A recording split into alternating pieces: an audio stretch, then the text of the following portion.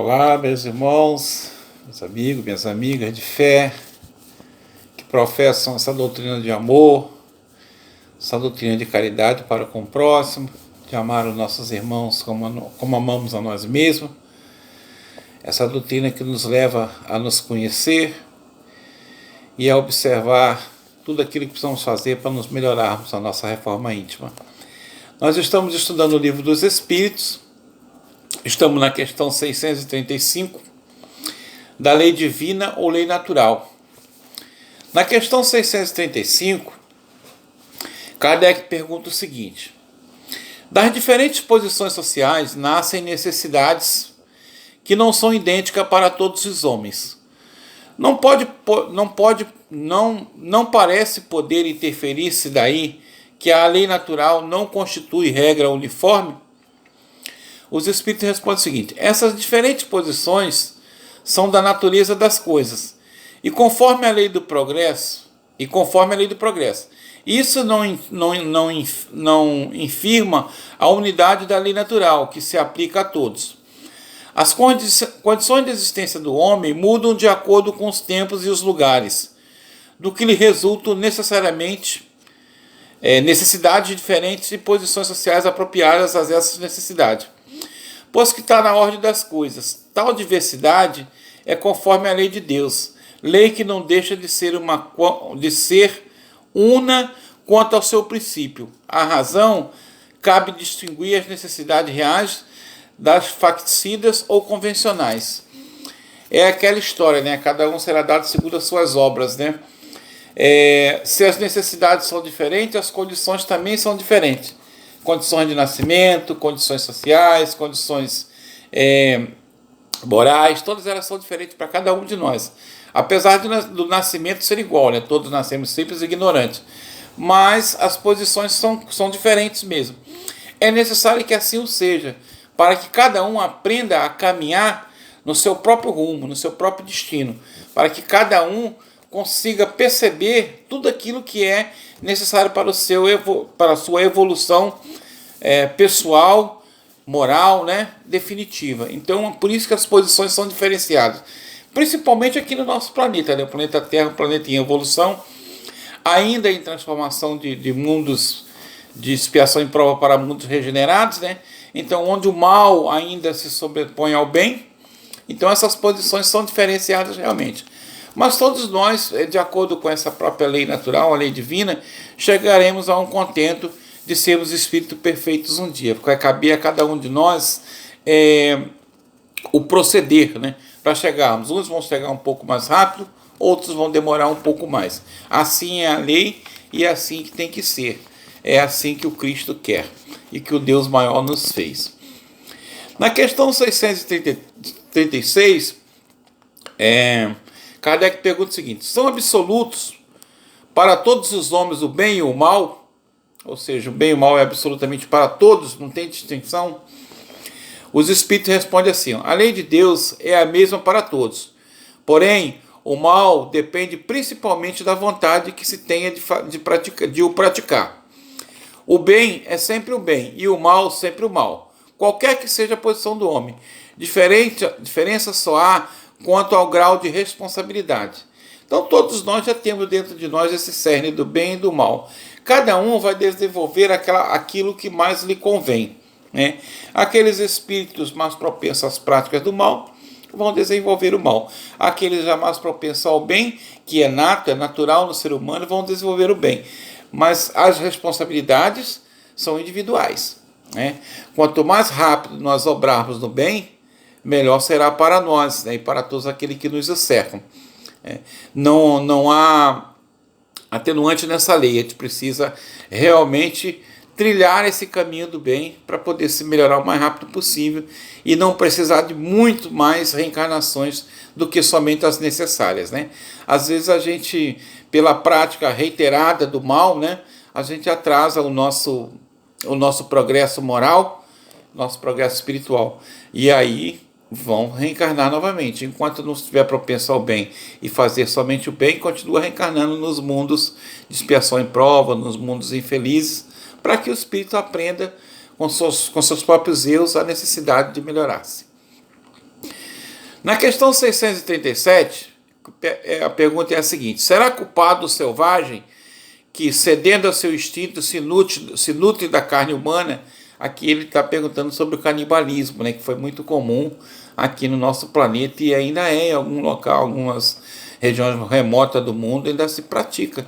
Embora a gente não seja uma frequência, né, mas ainda existe aqui no nosso país. No nosso país não, no nosso mundo terreno, né, mesmo. Os espíritos respondem assim: eu disse que o mal depende da vontade. Pois bem, tanto mais culpado é o homem, quanto melhor sabe o que faz. Neste caso, esse homem primitivo, ainda que pratica esse ato, ele ainda não tem esse conhecimento de que isso é muito errado, né? Então, o que os espíritos dizem? Eu disse que o mal depende da vontade. Pois bem, tanto mais culpado é o homem, quanto melhor sabe o que faz. Quanto mais esclarecido for esse espírito, mais culpado ele vai ser da prática do canibalismo. Quanto menos esclarecido ele for, menos culpado será. Os espíritos continuam respondendo essa questão com mais um adendo. As circunstâncias dão relativa gravidade ao bem e ao mal. Muitas vezes comete o homem faltas que, nem por serem consequências da posição em que a sociedade o colocou, se tornam menos reprováveis. Mas a sua responsabilidade é proporcionada aos meios de que ele dispõe para compreender o bem e o mal. Assim, mais culpado é, aos olhos de Deus, o homem instruído, que pratica uma simples injustiça, do que o selvagem ignorante, que se entrega a seus instintos. Então, o que eu disse anteriormente, quanto mais inteligente, mais esclarecido o homem for, a menor das injustiças vai ser cobrada dele. E quanto menos esclarecido for, tem os atenuantes da lei, né? Então é necessário saber fazer esse discernimento. Eu vejo assim, aqueles silvícolas, por exemplo, aqui no Brasil nós tivemos muitos casos de canibalismo lá nos séculos passados, né? Mas aqueles silvícolas ainda não sabiam, né? Essa diferença, né? Maior do mal e do bem. Era um espírito ainda muito ignorante no sentido de atraso, né? Atraso de progresso espiritual. Então, para eles havia certos atenuantes. Mas hoje já não se justifica mais essas práticas, né? Na medida que o homem evoluiu. Ok? Questão 638. Parece, às vezes, que o mal é uma consequência da força das coisas. Tal, por exemplo, a necessidade em que o homem se vê, em alguns casos, de destruir até mesmo o seu semelhante. Poder-se-á dizer que há, então, infração da lei de Deus?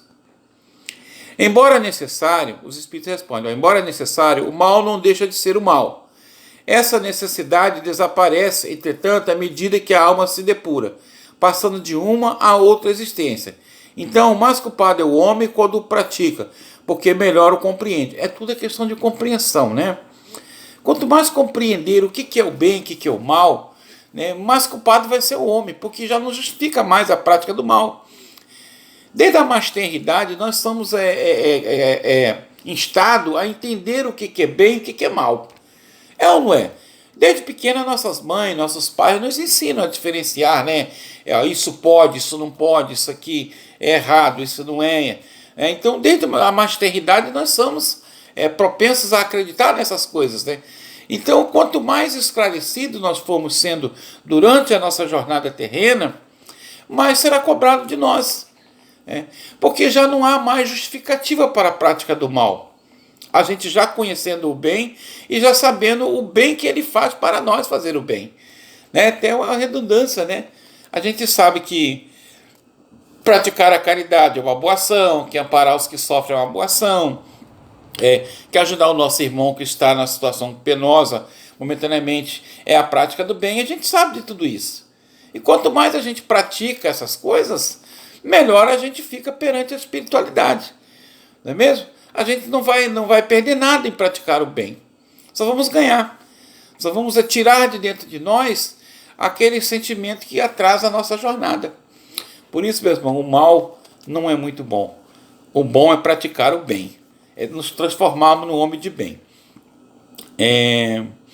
Na questão 639, a pergunta é a seguinte: não sucede frequentemente resultar o mal que o homem pratica, da posição em que os outros homens o colocam, quais nesse caso os culpados? Aqui ele está perguntando se a gente pratica às vezes o mal porque fomos colocados numa posição complicada por outro homem. Aí o Kardec está perguntando, nesse caso, quem são os culpados? Os Espíritos respondem assim, ó: o mal recai sobre quem lhe foi o causador. Nessas condições, aquele que é levado a praticar o mal pela posição em que seus semelhantes o colocam, tem menos culpa do que os que assim procedendo o ocasionaram. Porque cada um será punido, não só pelo mal que haja feito, mas também pelo mal que tenha dado lugar. Então, assim, a punição maior é para aquele que lhe colocou nessa posição de praticar o mal, que lhe incentivou, digamos assim. Embora você também não possa ser deixado de ter as suas responsabilidades. Mas aquele que lhe empurrou para a prática do mal, aquele que lhe incentivou a fazer o mal, esse tem mais culpa no cartório. Esse vai ter um pouco mais de responsabilidade quando for chamado para novas moradas na casa do Pai. Porque ele sabia o que estava fazendo. Ele já era mais esclarecido que você. E por isso ele vai ser um pouco mais penalizado. Ok? Ele vai ter que pagar um pouco mais do que você.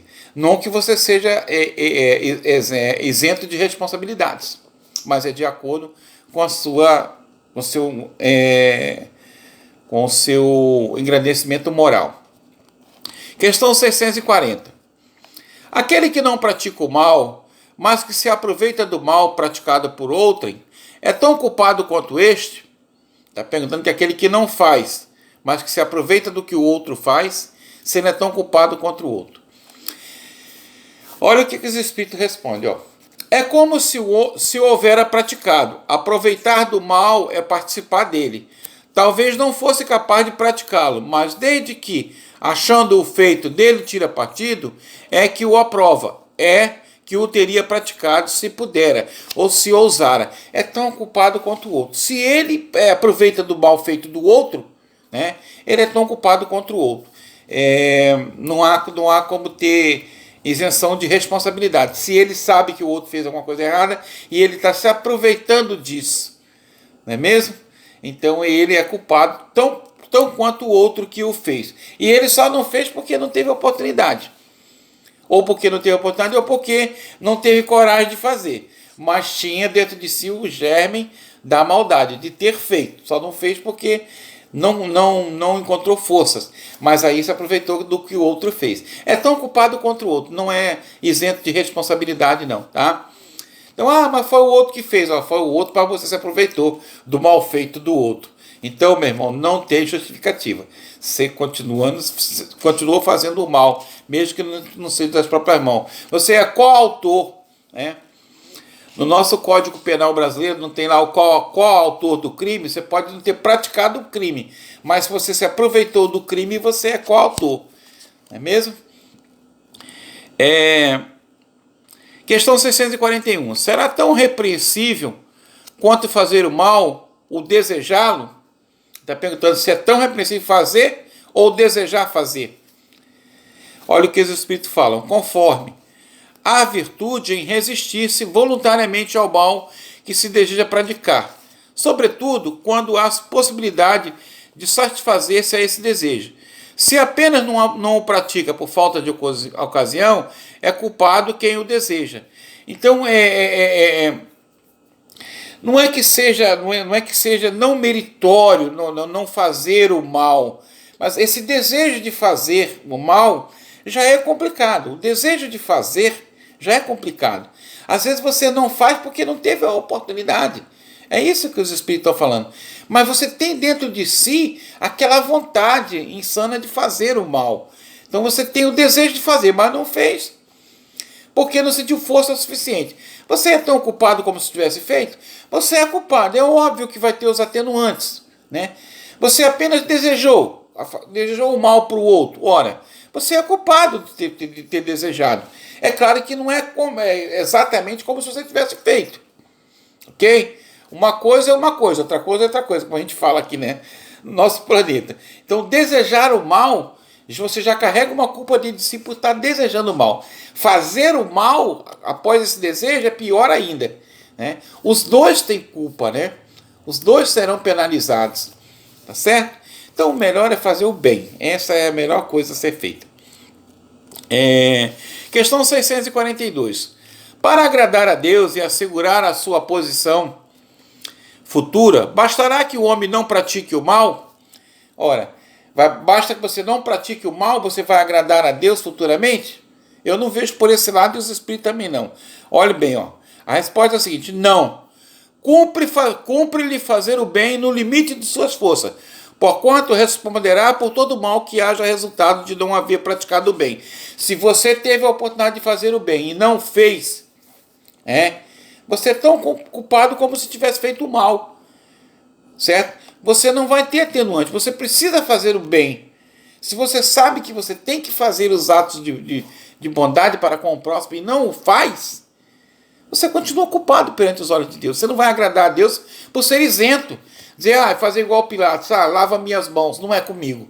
Ora, se nós somos colocados nesse planeta em evolução para evoluirmos, e uma das formas de evoluir é praticar o bem, é ajudar a praticar o bem, é combater o mal diuturnamente. É isso que nós precisamos fazer. Essa prática do bem é que vai nos fazer crescer, certo? É isso que a gente precisa entender. Não adianta a gente ficar na nossa zona de conforto e achar que não, eu não estou fazendo mal para ninguém, não faço nada de ruim, não desejo mal para ninguém, estou tranquilo, estou sentado na minha rede balançando na beira do mar. Ora, e aí? E quando você tiver que prestar conta dos seus atos? Você não fez o mal, mas você praticou o bem? Não, não pratiquei o bem. Então você estacionou. Você não vai retroagir a sua caminhada, não vai regredir nos seus conhecimentos, mas você deixou de crescer. Você deixou de crescer para ficar estacionado. E aí vai ser cobrado de você. Não é cada um será dado segundo suas obras? Que obra você vai ter para mostrar? Nenhuma. Então o melhor é praticar o bem mesmo. É correr atrás e fazer o bem. 643. Haverá quem, pela sua posição, não tenha possibilidade de fazer o bem? Olhe bem, haverá quem, pela sua posição, não tenha possibilidade de fazer o bem? Vocês acham realmente que aqui no nosso planeta, o planeta de expiação e prova, existe alguma pessoa encarnada que não tenha a mínima possibilidade de fazer o bem, por menor que seja? Eu não acredito nisso. Todos nós podemos fazer o bem, por menor que seja o ato. Por menor que seja o ato da prática do bem, todos nós, independente da posição que nós temos, somos capazes de fazer o bem. Olhe bem, olha o que os Espíritos respondem. Não há quem não possa fazer o bem. Então não há, como eu disse antes, não há no nosso planeta quem não possa fazer o bem. Não existe essa pessoa. Somente o egoísta nunca encontra ensejo de o praticar. Aquele que está voltado para dentro de si, o seu próprio ego, esse acha que não tem possibilidade de fazer o bem, porque ele é, antes de tudo, um egoísta. O seu ego é maior que tudo. Certo? Os Espíritos continuam. Basta que se esteja em relações com outros homens para que se tenha ocasião de fazer o bem. E não há dia da existência que não ofereça a quem não se ache cego pelo egoísmo oportunidade de praticá-lo. Porque fazer o bem não consiste para o homem apenas em ser caridoso, mas em ser útil na medida do possível, todas as vezes que o seu concurso venha a ser necessário. Ser útil ao ser humano, se transformar na pessoa útil, capaz de ajudar a quem quer que seja, em qualquer momento. É isso que a espiritualidade está pedindo de nós. Todos nós somos capazes de fazer isso. Os mais simples atos são os mais grandiosos. Não precisa ser uma irmã Dulce, não precisa ser um Chico Xavier, um Gandhi, um Mandela da vida. Precisa ser um homem de bem. Porque nós somos instados a fazer o bem desde o momento em que acordamos até o momento que vamos dormir. E muitas das vezes, no nosso sono físico, o nosso espírito também é instado à prática do bem, onde sai nas jornadas espirituais, para visitar os amigos, aprender, fazer os cursos. incentivar-se nas práticas do bem. Até mesmo dormindo nós temos a oportunidade de fazer o bem. Então não há em nosso planeta quem não possa fazer isso. Ok? Questão 644. Para certos homens, o meio onde se acham colocados não representa a causa primária de muitos vícios e crimes. Está perguntando assim, para alguns homens, o meio em que ele vive já não é uma causa primária, já não é um princípio para que ele venha cometer vícios e crimes. Aos espíritos respondem assim, sim, mas ainda há uma prova, ainda aí há uma prova que o espírito escolheu. Quando em liberdade, levado pelo desejo de expor-se à tentação para ter o mérito da resistência. Muitas das vezes, esses ambientes viciosos e criminosos em que vivemos, desde a nossa mais tenra infância, aqueles desprovidos de lar, que convivem nas ruas, tem um exemplo, né? E que são em estado à prática dos vícios e dos maus feitos no dia a dia, mesmo esses não são isentos de suas responsabilidades, porque foram colocados ali justamente para vencer esses vícios e esses crimes. Muitas vezes são as provas que o espírito pede quando está no mundo espiritual. Pede para viver num mundo assim, num meio assim, para que ele possa vencer esses vícios, vencer as suas dificuldades. Então, às vezes, é colocado nesses locais. Ele não é isento de culpa. Geralmente é uma prova, é uma expiação para esse espírito. Ok? Ah, mas é coitado, sempre teve dificuldade, não sei o quê. Olha, não justifica. Geralmente o espírito é colocado nessa situação para que ele aprenda a conviver e aprenda a separar o joio do trigo. Questão 645. Quando o homem se acha, de certo modo, mergulhado na atmosfera do vício, o mal não lhe se torna um arrastamento quase irresistível? Então, quando o homem se acha nesses locais, ele não tem um arrastamento, não é quase irresistível para ele da prática desses vícios, desses crimes? É isso que o Kardec está perguntando. Os espíritos respondem assim, ó. Arrebatamento, sim. Irresistível, não. Não é irresistível. Porquanto, mesmo dentro da atmosfera do vício, com grandes virtudes, às vezes depara. São espíritos que tiveram a força de resistir e que, ao mesmo tempo, receberam a missão de exercer boa influência sobre os seus semelhantes. Às vezes, mesmo naqueles lugares impróprios, viciosos, ele pode resistir, sim, e pode ser um exemplo e ajudar os outros a resistirem. Vai caber a ele discernir essa missão. Tá certo? Questão 646, encerrando essa fase. Estará subordinado a determinadas condições o mérito do bem que se praticou? Por outra, será de diferentes graus o mérito que resulta da prática do bem? Os espíritos respondem: o mérito do bem está na dificuldade em praticá-lo. Nenhum merecimento há em fazê-lo sem esforço, e quando nada custe. Em melhor conta tem Deus o pobre que divide com outro seu único pedaço de pão, do que o rico que apenas dá do que lhe sobra, disse o Jesus, a propósito do óbolo da viúva. E aqui os espíritos citam o óbolo da viúva, né, que era no templo que eles chegavam, os ricaços jogavam aquele monte de moeda num sino de prata e fazia aquela barulheira, e aí eles olhavam para o público para dizer: olhem, quanto generoso eu sou, quantas moedas eu estou dando. Era para fazer o ego pessoal. E aí chega a viuvinha, coitada, pobrezinha, bem pobrezinha. Cá para nós, eu acho que essa viúva era professora. Lisa, coitada. E aí a bichinha vai lá, pega a única moedinha que ela tinha e joga dentro do sinozinho prateado lá. Aí não faz nem barulho, cai direto. E aí o Cristo, olhando para o seu discípulo, fala: quem praticou mais o bem? Eles que doaram a sacola cheia de ouro ou ela que doou sua única moeda? Os discípulos não souberam responder. Aí o Cristo falou para eles: ela, porque ela deu do que lhe faltava, não do que lhe sobrava. Ela deu com o coração. Então é isso mesmo, a prática do bem tem que partir do coração. Todos nós temos condições de fazer o bem. Não há sequer um ser humano, por mais ínfimo, por mais miserável, por mais simples que seja, neste planeta abençoado, que não possa praticar o bem no dia a dia.